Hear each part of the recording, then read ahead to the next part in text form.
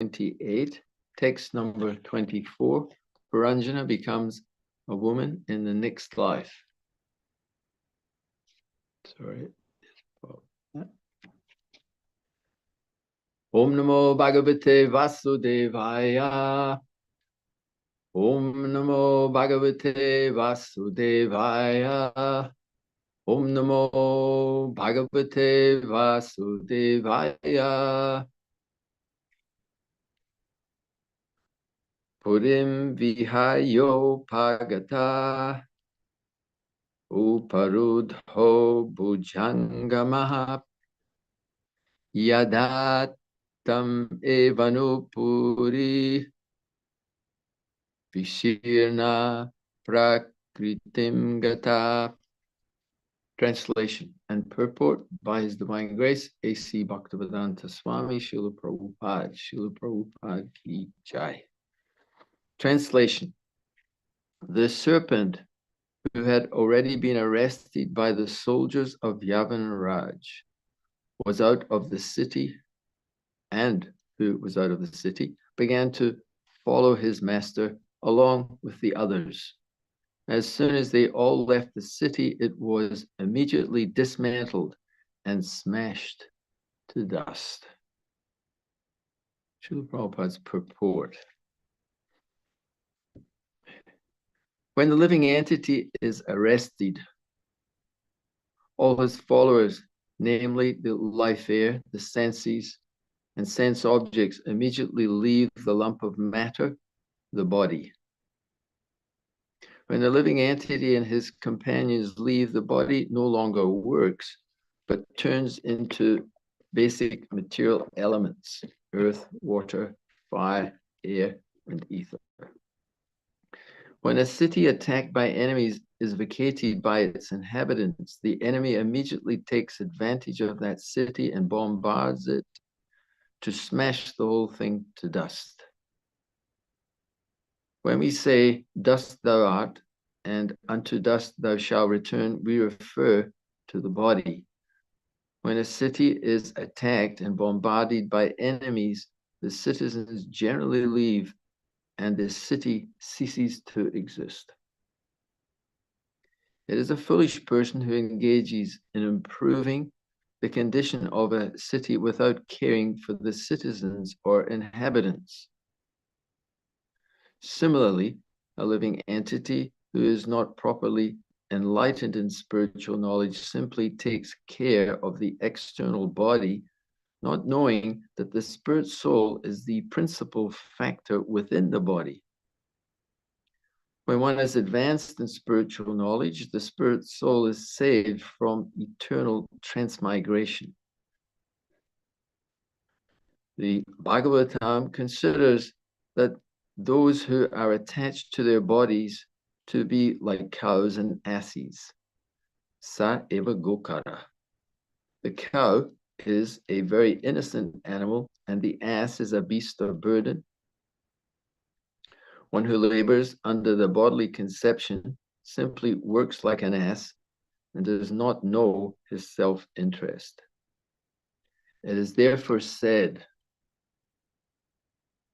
Srimad Bhagavatam 10:84-13, Yashyatma buddhi konape tridatuke, swadi kalatradishu boma ijadi, yatirta buddhi salilena karichit, janeshu abhijneshu sa eva gokara. Quote, a human being who identifies this body made of three elements with himself, who considers the byproducts of the body to be his kinsmen, who considers the land of birth worshipable, and who goes to a place of pilgrimage simply to take a bath rather than meet men of transcendental knowledge there, is to be considered like an ass or a cow. Srimad Bhagavatam 10:84-13. Human civilization devoid of Krishna consciousness is simply a civilization of lower animals. Sometimes such a civilization may study the dead body and consider the brain or the heart. However, no part of the body is important unless the spirit soul is present. In a modern civilization of cows and asses, scientists try to search out some value in the brain or heart of a dead man. Om Magana Timirandasya Gananjana Salakaya Chakshuran Militam Yena Tasmai Sri Grave Namaha. I was born in the darkest of ignorance, and my spiritual master is forcing me to open my eyes with the torchlight of transcendental knowledge. I offer my humble obeisances unto his lotus feet. Translation once more. The serpent who had already been arrested by the soldiers of Yavana Raj and was out of the city began to follow his master along with the others. As soon as they all left the city, it was immediately dismantled and smashed to dust. So this is the continuing story of King Puranjana. The chapter is entitled Puranjana Becomes a Woman in His Next Life. And the previous chapter, 27, describes the attack by Chandavega on the city of Puranjana. So this subject matter is so relevant to our position in this world. That is one of the great aspects or factors of the Srimad Bhagavatam. It is completely relevant and can be, how can we say that? It's completely relevant to our existence here in this world. And that is the all-important thing, because the Bhagavatam says, what is the use of a prolonged duration of life, which is wasted inexperienced by years in this world? Better a moment's full consciousness, because that can give one a start in searching after one's real interest in life. So what is the value of a prolonged existence? We all want to prolong our existence. We don't want to, quote unquote, we don't want to die. It's so foreign to us, it's so unnatural, the whole idea. Our dear life, we hang on to it, we protect it in so many ways at every moment. So the real value of human life is to understand what's actually going on. I've talked about this many times, the big picture and the small picture. Small time picture, described as the cripple-minded Duratma, is that I have a body, I live for some time, the body enjoys sense gratification in various ways. The more ways I can expand that, the more ways I can engage in that way, that will be the success of life. Don't talk about dying because I don't want to look at that, talk about it because I think I can keep going. And this is called Saeva Gokara. It is the consciousness and thought of a cow or an ass. Prabhupada goes to explains this very carefully in this verse. Yashatma Buddhi Kunape Tridatuke. Kunape means a corpse-like body. Kunape is a word that's used in Sanskrit for that. It describes the body as really dead. The only thing that brings life is the soul, and that is the whole subject to be discussed. Yasyatma Buddhi Kunape Tridatuke. It is a corpse-like body made of mucus, bile, and air. And a person who identifies himself or herself to be this corpse-like body isn't very intelligent, although how can we say such a thing in the modern days? But this is the words of the Bhagavatam. And then it goes on to say, Swadi Kalatradishu. Swadi Kalatradishu. We consider the family members, such as wife and children and relatives and friends, to be permanently our own. We assume that they're permanent, but actually, again, it's not actually the case. These relationships are there, but they are temporary. Temporary, they come and they go. And that is the nature of the reality. Again, someone may say, oh, this is very harsh. No, well, yes and no. It's speaking the truth. That is the actual reality. No one can deny that. So to think permanently that they are our own, that is illusion. Temporarily, yes. Temporarily, there are responsibilities. Temporarily, there's opportunity for interaction, for relationship, for love, for non-love, for all the experiences we experience in the material world. But don't think that this is a permanent arrangement. Next, this Bhagavatam verse says, Boma ijadi. One considers the land of one's birth to be worshipable. So again, there's a certain reality to that. Why wouldn't you appreciate the land, especially if you have a good king or you have a good government and you're being provided for in a good way? So one thinks, why wouldn't you think the land to be worshipable in some way, shape, or form? But again, this is how the little bits of truth or little bits of so-called reality blind us to the bigger reality of our actual position in this world. So we get attached. I'm an American. I'm the top country in the world.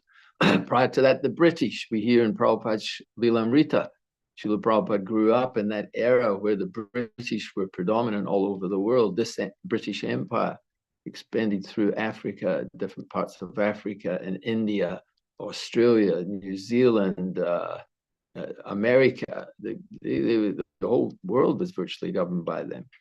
But they say every dog has its day. So the British had their day, and their land is no longer so worshipable. Prabhupada had mentioned it been reduced to a country of shopkeepers.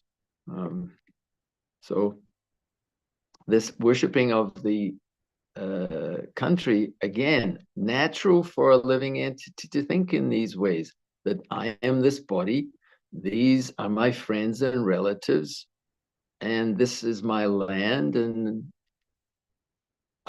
yeah, this is how it all is. Yat tirtha buddhi salilena karichi says that tirtha is going to a place of holy place, which isn't really on the list of things to do in the Western outlook generally. But in India, especially, people would visit holy places. And if we go there just to take a bath, which we should do, we should take a bath in the holy rivers. But if that's all we do and then go to where on sightseeing and taking trinkets home or like that, then we're not actually taking advantage. Why? Because what is it we should take advantage? Bhagavatam says that the saintly persons there, those who are advanced in spiritual life, they often are seen or are experienced and can be met in the holy places like Vrindavan.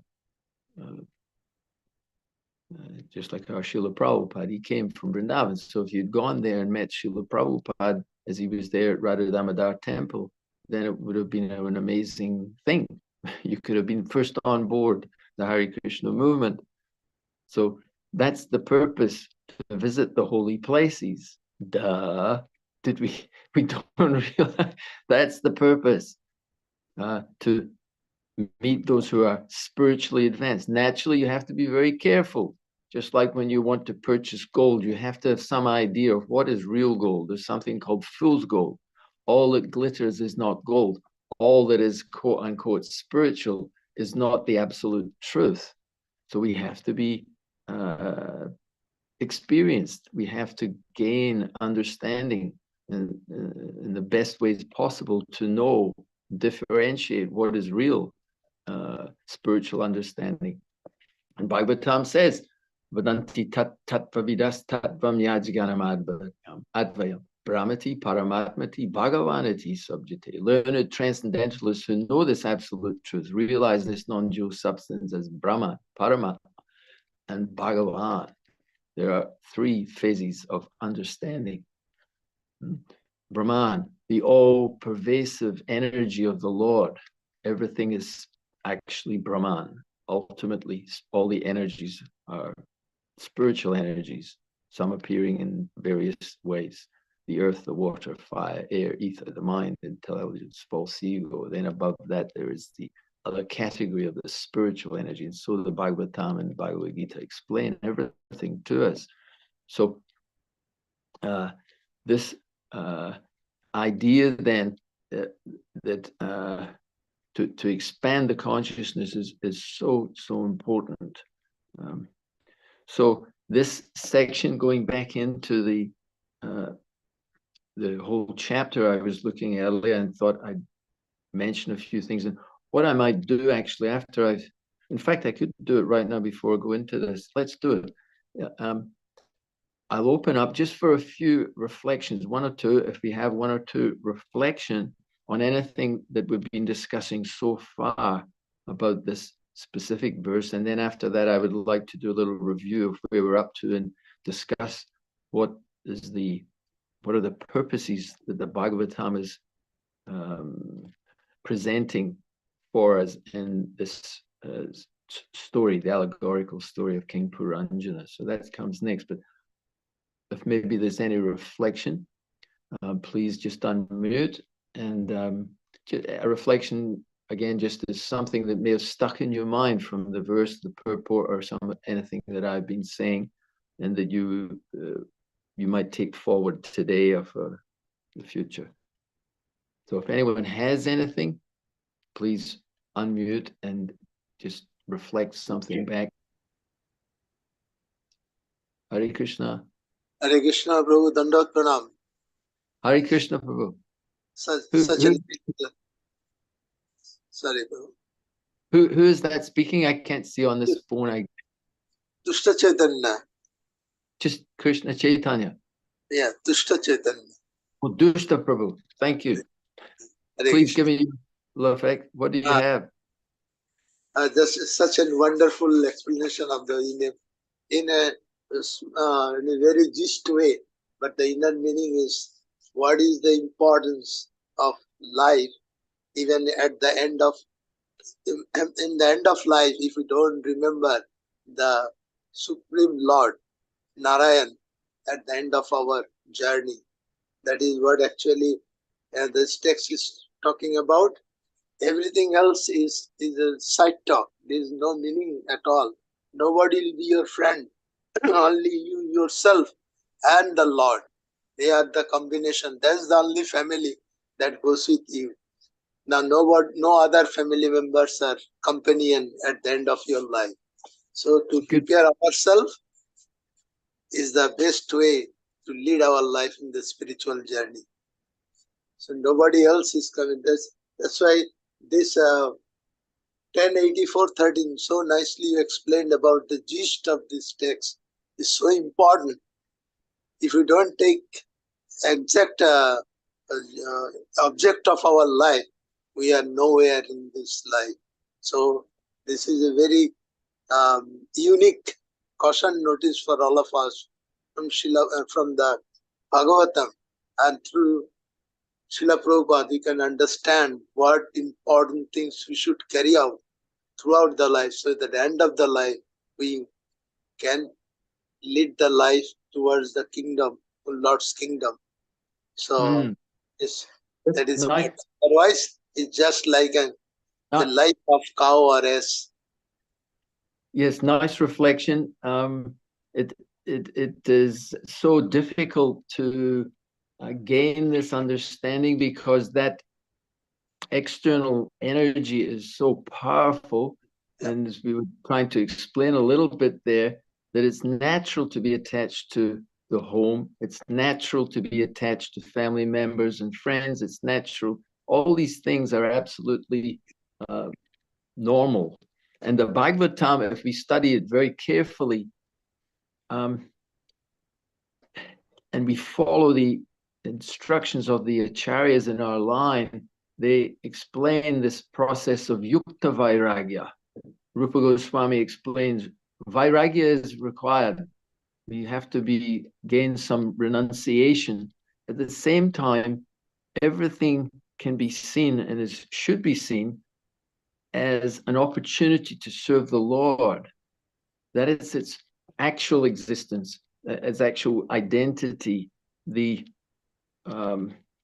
idea that we should renounce everything is very easily can be overtaken by impersonalism. But rather than just renouncing, if we understand who is the real owner of everything, and then reunite it with its original owner, Ishavashamidam Sarvam, says Krishna, or the Supreme Lord, everything is owned and controlled by that Supreme Lord. Therefore, everything should be utilized. Then we find that there's transcendence everywhere.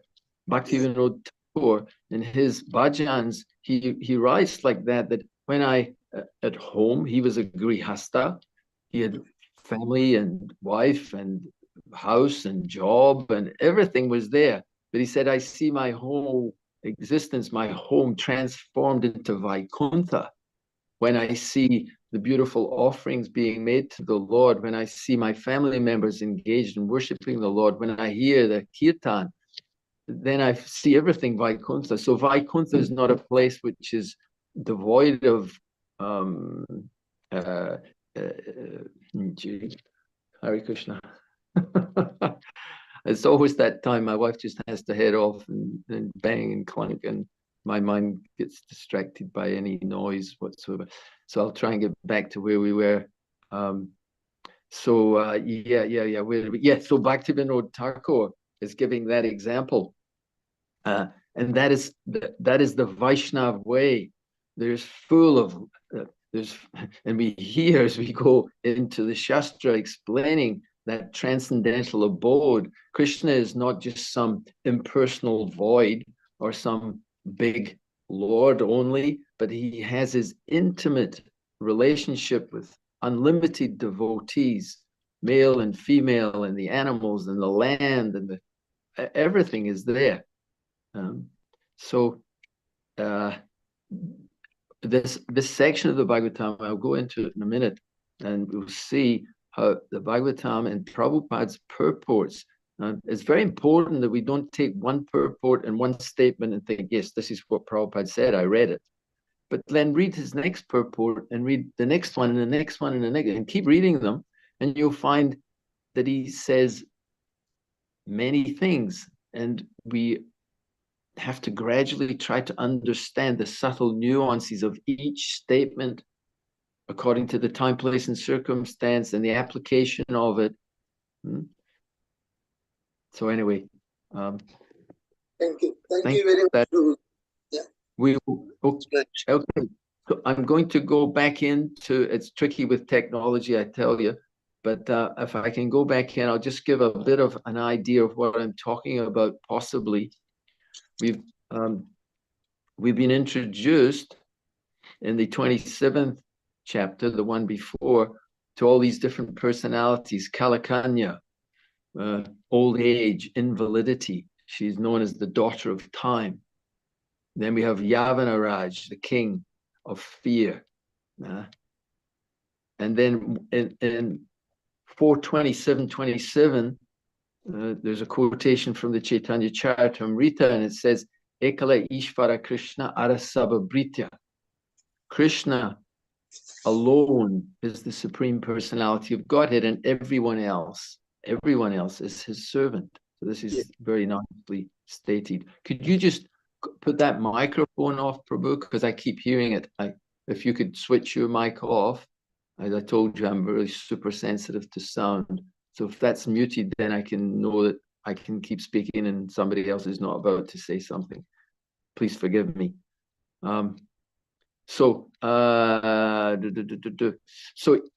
that verse, back in that chapter 27, Yavanaraj, it says that he wanted to serve Krishna.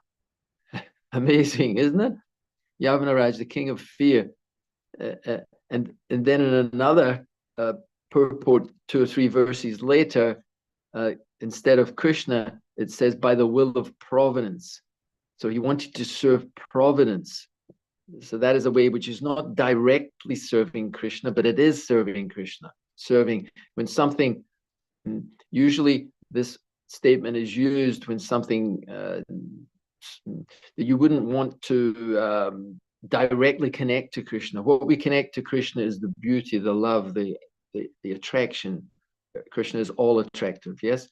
So when something that's not quite from our mundane conscious view is not seen as so attractive, then we may say it was by the will of providence. That means by Krishna's arrangement, but you don't say Krishna because it's got a negative connotation. So the idea of Yavanaraj, the king of fear, we say by providence. So he was introducing Kalakanya, this idea of old age and invalidity. And then Prabhupada in the purport, he says, thus a sane person by attainment of old age will become fearful of death. Therefore, for intelligent person, the appearance of old age is an impetus to spiritual life.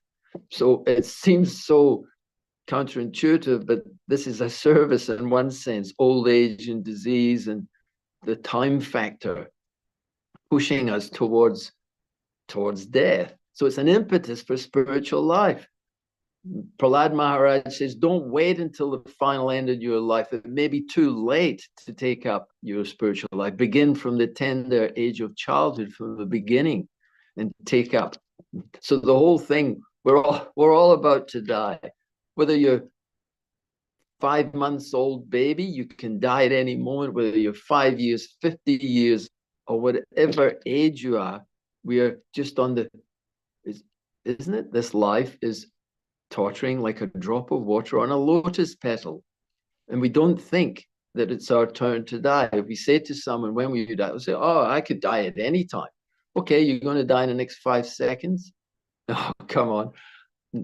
So we think like that. Are you going to die in the next 5 minutes then? No, I might die. When will you die? I could die this week. In the future. It's just the future. And if we come to you at the end of this week and say, hey, the whole week, you must be going to die right now then. Maybe, yeah. And in this way, it escapes us. We push it forward and we push it forward. So we're on the precipice of death at any moment. Naturally, we don't live like that all the time. Otherwise, it would be quite awkward to live in this world. So we have to assume that we'll continue on for a little while and plan for a few things. So this is Yavanaraj's contribution to giving this fear factor in the passing of time. So Chandavega means a very swiftly passing away. So that is another name for time, Chandavega, very swiftly passing.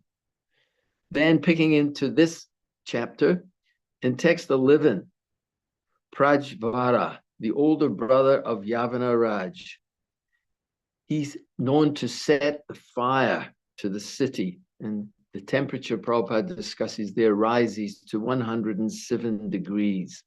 And this happens every time. The heat in the body before it goes cold at death, after death, before the temperature rises. And it's unbearable for the living entity. The life force we're hearing about has to leave this city of 9 gates, the material body, and it's being attacked in all the different ways. So this temperature raising makes it unbearable for the life force to be able to maintain within that arrangement, and it has to flee from the city. Then in text 14, everyone wanted, needed, is forced, I've put 3 ways, to leave the city. Even the subtle body at the last stage is forced to flee. And that life force is described also as the superintendent of police, protecting the life force, is protecting the whole material body. But at the last stage, he's forced to leave. Then in text 16, due to over-attachment, King Puranjana began to think of his daughters, sons, grandsons, sons-in-laws, and etc., as well as home, land, and wealth. All of the above described as fallible soldiers. They can afford no protection. So again, we bring all this high philosophy back into our existential existence, and we see that it is natural to become attached to wife, children, family members, home, and all the rest. That also, Humsastriya Maituni Bhavam Tayor Mito Ritaya, Ato Griha Chetra Sutta Apta Viter. All the sons, relatives, family members, wealth, Janesha Moham, Ahamameti. In this way, one thinks in terms of I and mine, this attachment for male and female. So this is a big discussion in this subject matter, the attachment between male and female. So, and hopefully it will come through again, that discussion. Text 17, even at the time of so-called death, the living entity makes, now this, I thought this was an amazing point, even at the time of death, so-called, the living entity doesn't die. We know, na jayate mriyate vakarachim, for the soul there is never birth nor death. But the death of the body, the living entity makes intellectual plans, Srila Prabhupada says, to further his existence. So you can't avoid that. We're always thinking of the future because we don't die. We think in that way. Thus, he continues material existence. So it's not that when we get old, we think, oh, that's it. It's all over. No, we're thinking in so many ways, and we're thinking how to protect our children and so on, our families explain. Then in text 19, the woman is described, such an instructive verse also. She's known as Stri, or one who expands the material energy. So this attachment for the opposite gender is the binding factor, as we said. What is that? Yeah, the male and the female, the attraction of male and female. Now, it's not that the male's fundamentally bad or the woman is fundamentally bad. It's just that, and Prabhupada says that in different places, woman on her own, wonderful. Man on his own, wonderful. But together, it becomes a whole connection, and it becomes very difficult to disconnect the whole thing. And the problem of the not being able to disconnect is that attachments and all these ideas and planning for future will take us perpetually on this cycle of repeated birth and death. Sometimes as a man, sometimes as a woman, sometimes in this species, sometimes in that species. So we have to get to the root cause of all these things. My Tony, this attraction for the opposite sex or gender is very, very strong and keeps us in this. So we'll continue the verses and hopefully we'll bring all this to some kind of conclusion. Please indulge me for a little while longer. And then in text 20, polluted consciousness. Prabhupada talks about the polluted consciousness, struggling with contaminated mind and consciousness. And I think that maybe in that verse, I'm not sure if I've got a note on that verse, but Mamai Vamsa Jiva Loke, Jiva Bhuta Sanatana, Manasastani Indriyani, Prakriti Stani Karshiti. The living entities in this material world are my eternal fragmental parts, but due to conditioned life, they find themselves struggling very hard with the six senses, which includes the mind. So it's a bit of a struggle in this material experience. And then Prabhupada, again, so many gems everywhere. Prabhupada says, during one's lifetime, therefore, one has to change his activities in order to attain release from bondage. I'll say that once again, please. So we're in this difficult situation. We've been discussing and hearing all about it, the different attachments, the different illusions, and so on. So therefore, Prabhupada very succinctly in this little verse says, or this little sentence says, during one's lifetime, one has to change his activities in order to attain release from bondage. So we have to change our activities. Wow. That's a wonderful idea.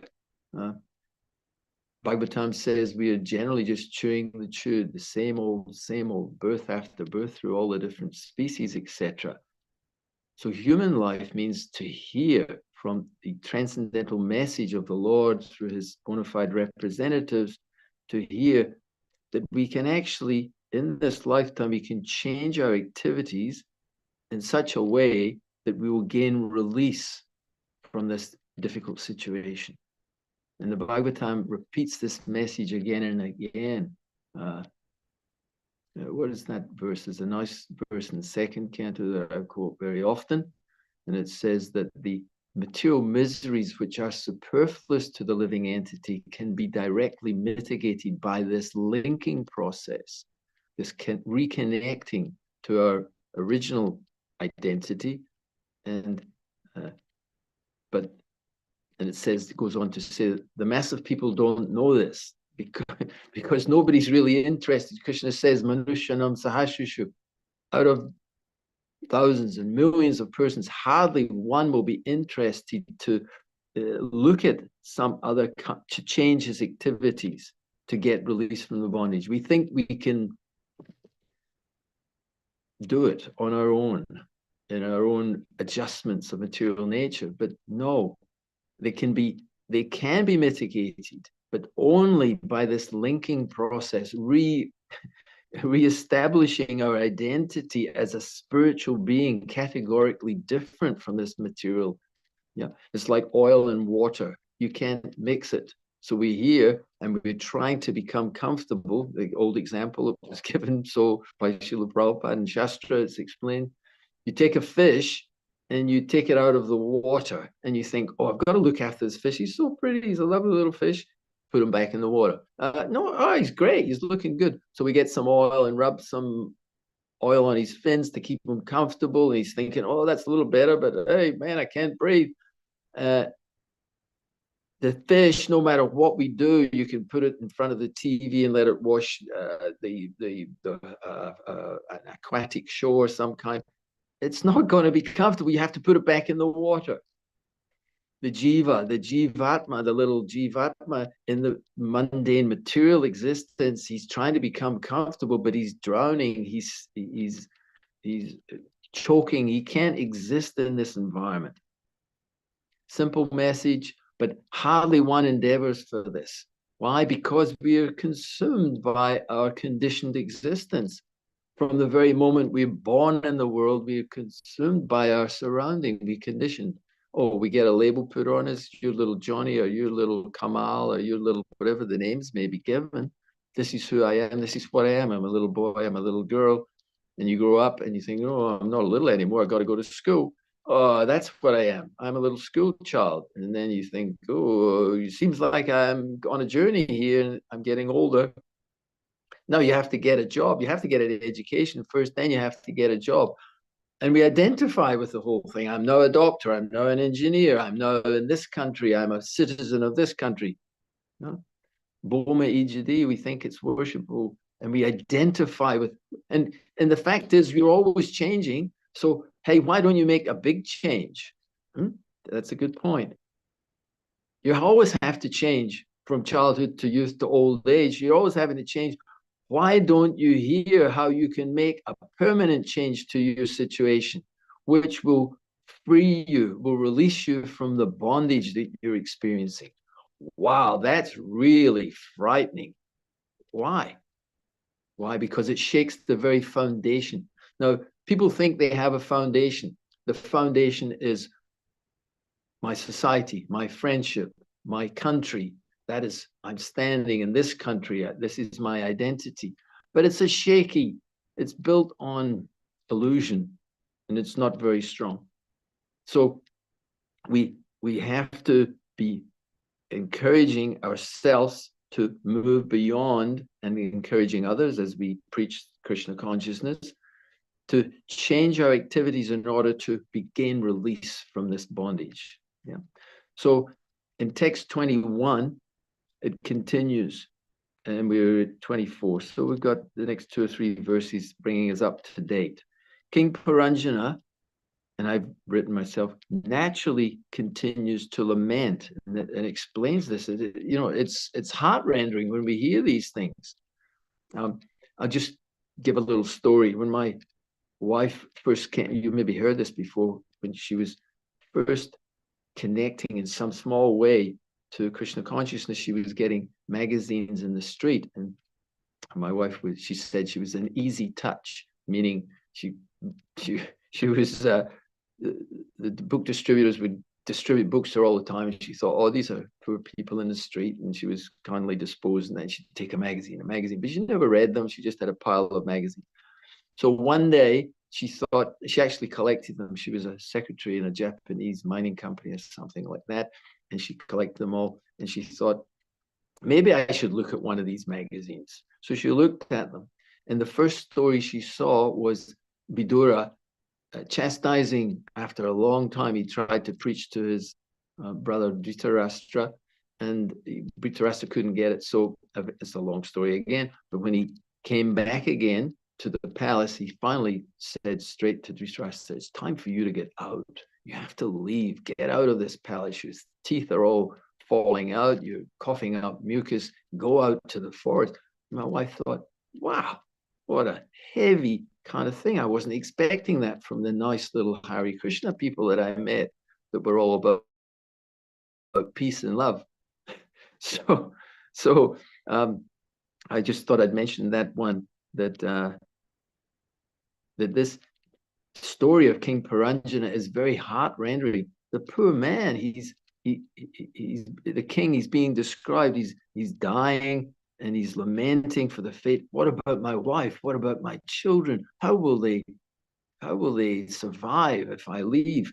And it was a wonderful statement in the translation. It says, their position will be similar to passengers aboard a ship wrecked in the midst of the ocean. So in this way, we become so invested in this experience of this lifetime, and that's how we see it. And it's very natural, and it's meritorious in some way if someone has that mood of compassion for others. But he doesn't understand, you goose, you cow, you ass, that you are dying, and your attachment to all these things is of no real consequence. It's a bit late. So it's not a good idea to become so bewildered in this way. So then in text 22, one must learn, and I've written in brackets, and practice how to conquer death. Wow. Wow, this is wonderful. How to conquer death. Wow. You saying that's available? And again, you can say, well, this is a utopian idea, but isn't it that science is wanting to present itself in that way, that we can conquer over death? All we have to do is go to Mars, or all we have to do is invent some new drug and some antidote for so many problems and diseases, and this way we'll conquer death. But it's absolutely ludicrous. And it's absolutely impossible through manipulation, no matter how grand the manipulation may be, to think that you'll conquer over death by manipulating matter. It's not possible. But it is possible. And there is a process to do it. And one can learn it if one is fortunate. In text 23, we're nearly at 24. It says, when living entity is taken away. So this is, again, so instructive. When the living entity is taken away, it's called death. The lump of matter produced of the 5 elements, the earth, water, fire, air, and ether, is rejected and left behind. So that object that we thought was our mother, our father, our daughter, our son, is there. And Prabhupada would say that emphatically. You're saying that he's gone, but he's not gone. He's lying there on the floor. She's lying there on the floor. The person that you knew, they're there. But you say, no, they're not. They're gone. So what's gone? The body's not gone. The clothes are still there. You're lying there. But the person has gone. Oh, so you're making a distinction between the body and the person. Oh, that's interesting. But it's called Smashan Vairagya. We have these realizations.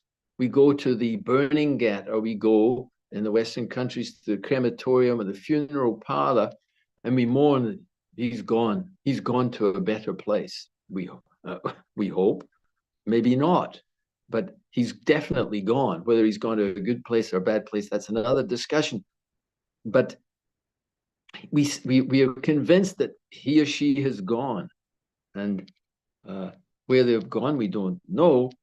But we find that all connecting entity has gone, and the lump of matter called the body is rejected and left behind and burnt into ashes or buried into the ground and so on.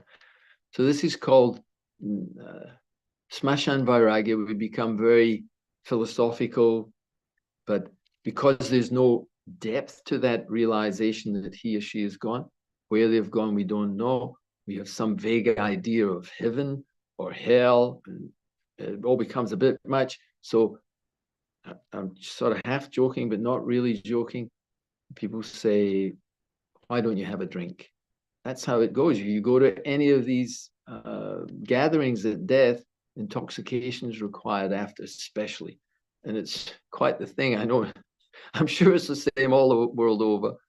If you invite people, you have to supply them a drink.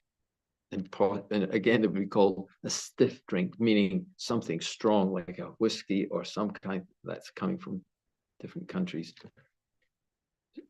So we have to, don't get too serious about this. Don't go overwhelmed with it. Let's just get back into a comfortable situation.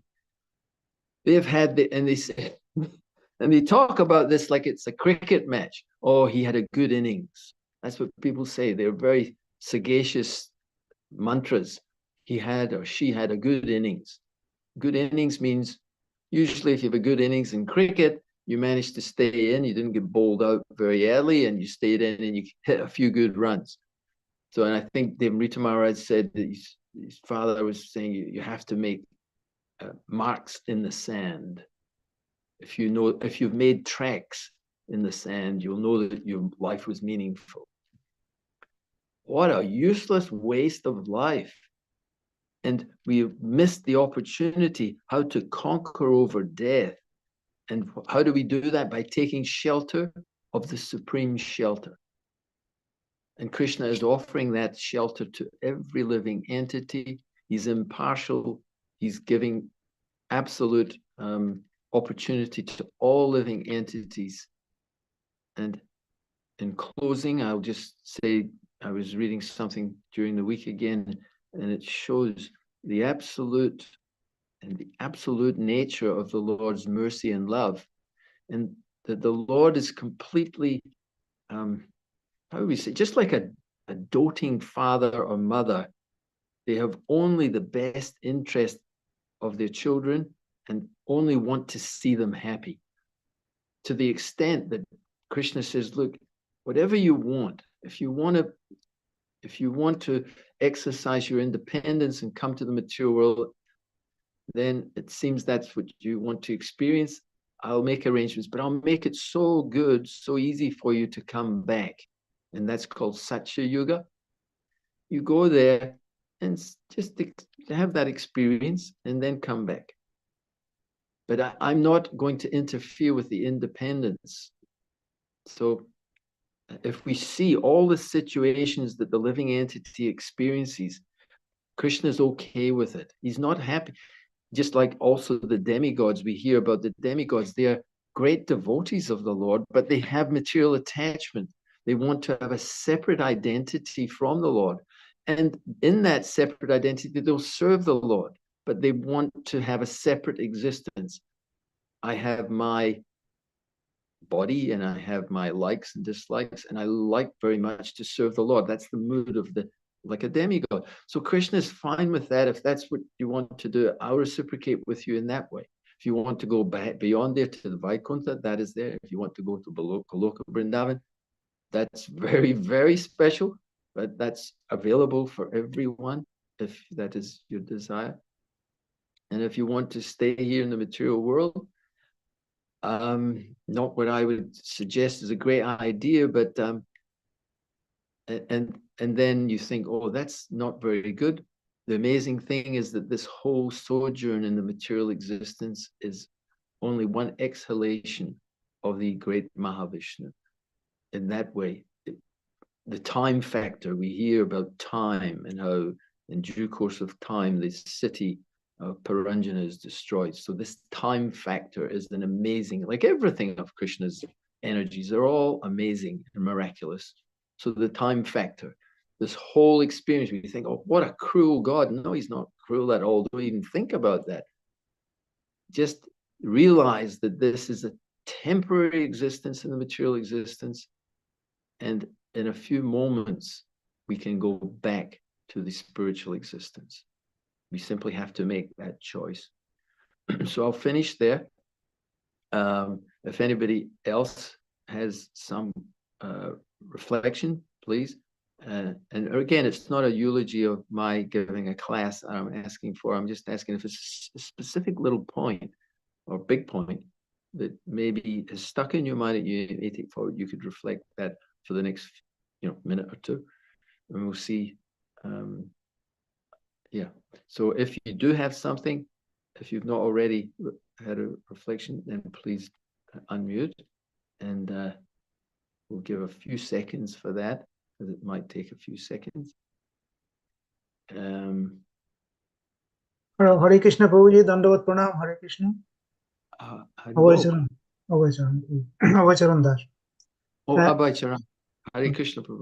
Hare Krishna Prabhu. Thank you very much for the nice class. Particularly one point you have told very nicely. I mean, everything comes in a, I mean, when we make the summary of that, is this human life, we have got here, we being the marginal energy of the Lord, we are in the middle. So, although our existence is the pure soul, but it is contaminated in the material atmosphere so much. Sorry, I couldn't quite get that word. I listened to everything you said, and then I lost the word, and the whole meaning goes. So okay, I'm just repeating that.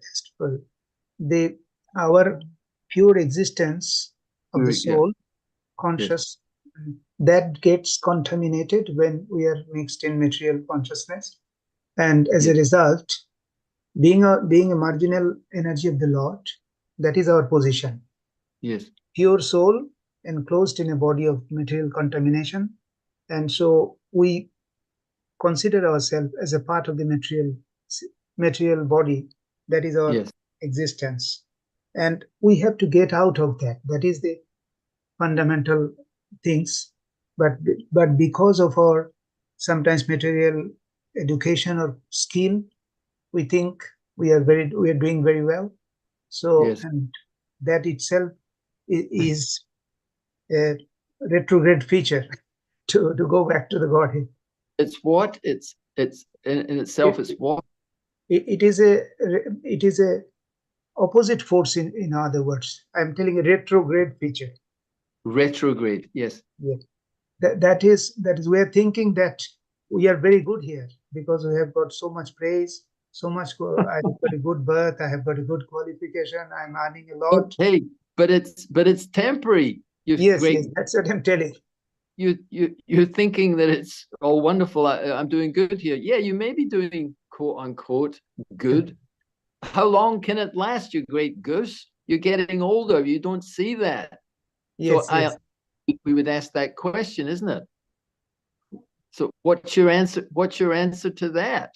So we have to rise above it and understand our eternal situation, and because everything is temporary, other than this, our existence. I mean, the soul is eternal, as Bhagavad Gita is quite nicely explained, and the Lord is also eternal. So our relationship with the Lord is also eternal. We have to understand that and get rid of this present situation, and that should be the goal of a human life, or the higher intelligence Lord gives us, that with the help, and there is a bona fide process to do that. Of course, not in this verse, it is not mentioned. The Lord has told how to acquire the knowledge. Tadviddhi pranipatena, by surrendering to a bona fide spiritual master, and by his instruction, following all that he says, we can go back and establish our final relationship. Then we have all these three miseries and four problems, we can solve the Just problem of this life. pause for a second there, Prabhu. I just make a comment which will keep the dialogue going a little. That I had a point there, but I couldn't get the trying to remember what it was. Yeah, so Prabhupada speaks sometimes about a gamble. So there's faith required. So to take that process that you're explaining, to take up this process and readjust our whole life to taking shelter of this process of spiritual emancipation, and we're giving up our investment in material life, being able to supply eternal blissful existence. So it's a question of choice, choosing where to place our energy, our life force.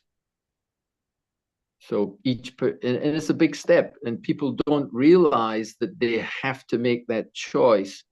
They think, oh, it's too big a choice that you're going to surrender to, as you said, a bona fide spiritual master. You're going to have a different worldview on everything. That's too much. But then they don't realize that then, okay, I get that's a big challenge for you.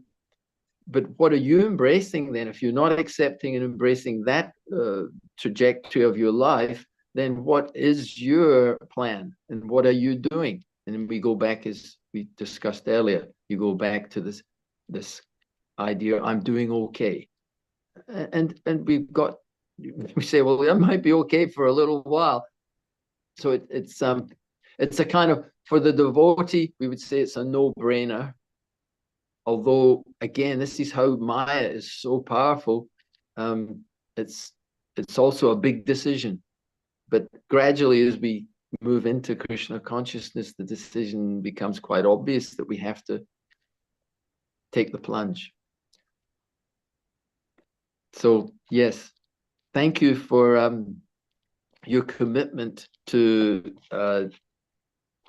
swimming in the ocean of bhakti instead of swimming in the material ocean, which means you will drown. Eventually, you have to drown in that ocean.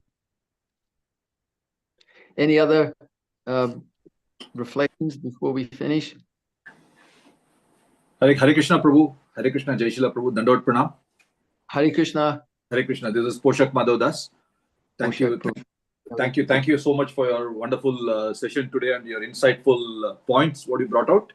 Prabhu, I just had a thought or a question. You very rightly, you mentioned that verse where it says this entire thing is temporary, and this entire relationships and everything in the material world is very ephemeral, and just here today, gone tomorrow, and everything is just the three elements, as you said. So, but I was just thinking, in contrast, how does that contribute to kind of neglect or maltreatment of this material world what the Lord has given? Because somewhere else I heard that is one of the reasons why for example, even in India, there is so much of pollution and so much of mistreatment of this nature, mistreatment of this world what we given. Because people just say, if you say, why are you treating the rivers so bad? Why are you treating the environment so bad? They say, oh no, it's all temporary. It's here today, gone tomorrow. We shouldn't really bother too much about this material world. It's so even the holy places, for that matter, when Vrindavan and this thing, why is it so dirty? Oh no, it's all material. This doesn't matter. This world doesn't matter. So we should should not bother too much about it. And why is the Yamuna so dirty? Should we bathe in the Yamuna?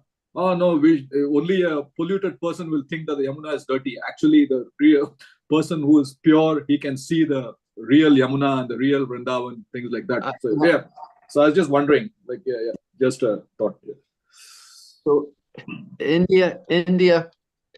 Recently, I heard something saying Indians are very tricky, and then Prabhupada said, "I'm also Indian," and then basically said, "I'm also very tricky." So meaning they're very intelligent. Prabhupada said, I'm a Calcutta boy. So I know if you're a Calcutta boy, you know how to move in the world, definitely if you're a Calcutta boy.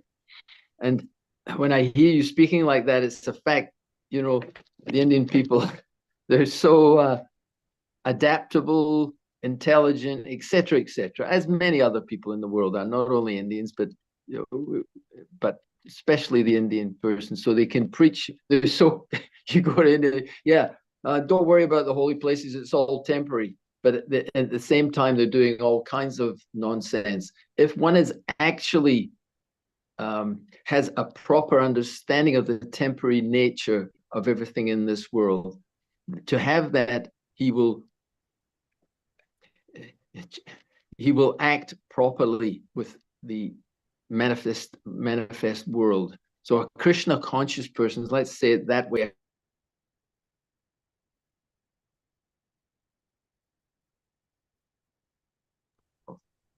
the Krishna conscious person will know exactly how to be detached, but to utilize everything, as I mentioned.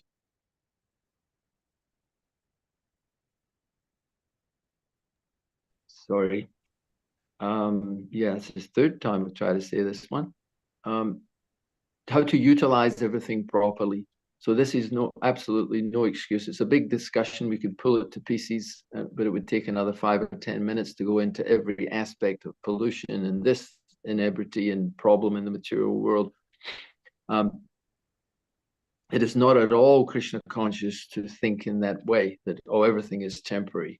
So treat my wife badly, treat my children badly, treat the environment badly. You can go into all the aspects of material life. It doesn't mean that at all. And earlier in this chapter, we can see that although this idea of attachment between male and female is especially mentioned, that one should not be over-attached to one's wife. And so that subject comes up, it's become a problem. I mean, I was listening to Malati Maharaji last night in a festival glorifying Prabhupada, and she was making a small point about different statements that Prabhupada makes and how they're misunderstood, the whole male-female thing.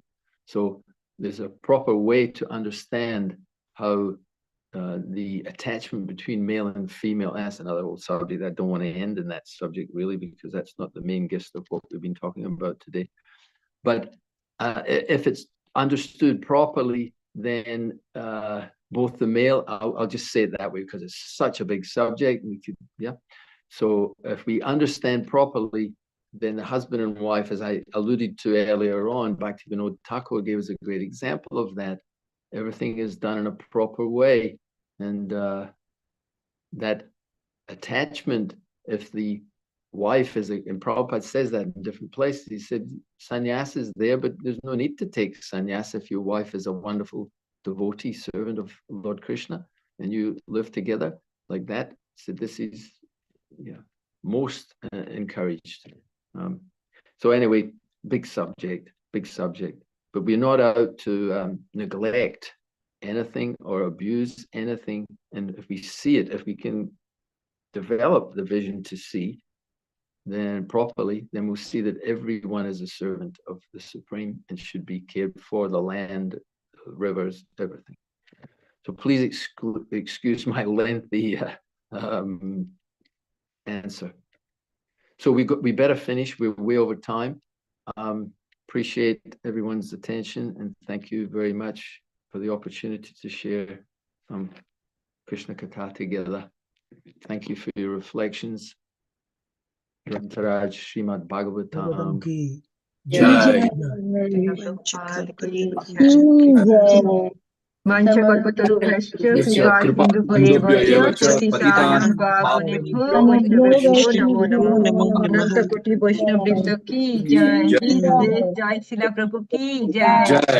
Prabhupada ki jai. Gaur Premanande Hari Hari Bol. Thank you Prabhu for your nice class. Hare Krishna. Hare Krishna. Have a lovely Krishna conscious day.